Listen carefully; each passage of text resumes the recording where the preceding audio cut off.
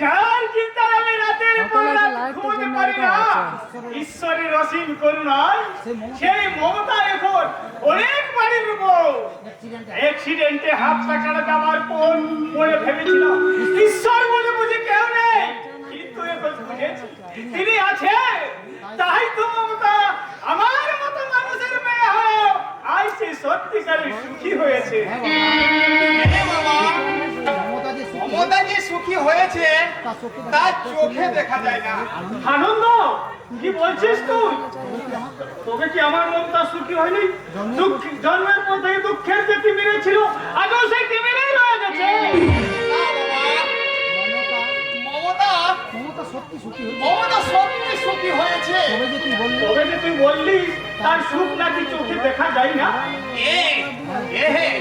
তা তো বলেছি, মমতা এখন এত প্রাচুর্য আর এত শান্তির মধ্যে আছে যা আমরা কল্পনাও করতে পারিনি বাবা। সেই জন্যই তো বলছি তার সুখ চোখে দেখা যায় না।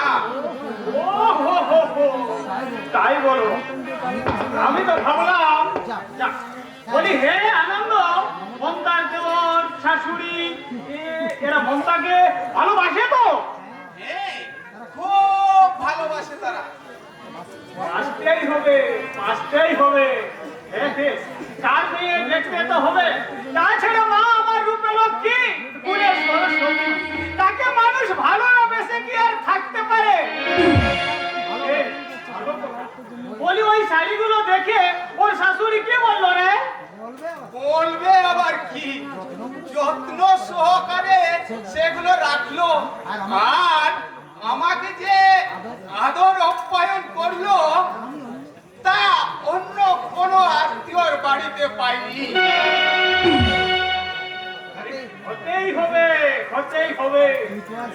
তুই তো আর সে ব্যক্তি নয়, দস্তুর মতো সে বাড়ির লক্ষ্মী স্বরূপা, বড় বউয়ের বড় দাদা। সম্মান তোকে চল কেন রে আনন্দ? তবে কি আনন্দে বাবা, আনন্দে হত ভাগিনী বন্টির মুখে হাসির বন্যা। তাই মহা আনন্দে আমার এই আনন্দ অশ্রু দেখা দিচ্ছে বাবা, আনন্দ অশ্রু।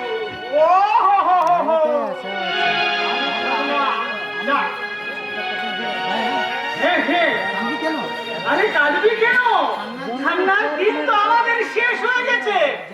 যার জন্য এতদিন আমরা কেঁদেছি সে যখন আজ হাসছে আমরাও হাসবো, প্রাণ খুলে হাসবো। হাসি থামাও বাবা, প্রাণ খুলে হাসার আগে একবার ভালো করে ভেবে দেখো আমরা হাসবো না কাঁদবো।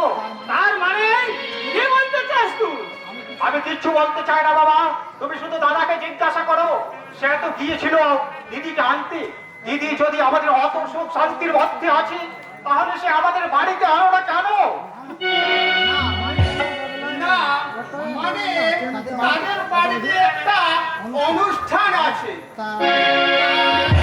কিন্তু দাদা তোমার কথার মধ্যে এত জড়তা কেন? জানো তুমি অন্যদিনের মতো স্পষ্ট করে কথা বলতে পারছো না? জানো তোমার মুখে আজ হাসি নেই? জানো তুমি মিথ্যা? তোর এত বড় সাহস, তোর দাদাকে তুই মিথ্যা কথা বলিস? লেখাপড়া শিখে তুই যে একটা অমানুষ তৈরি হয়েছিস, গুরুজনদের অবমাননা করিস। বেশ বাবা বেশ, আমি আর কোনোদিন তোমাদের বুকের উপর কোনো কথা বলবো না বাবা। আমার কোনো কথা জানতে চাইবো না। তবে আজ আমি নিজে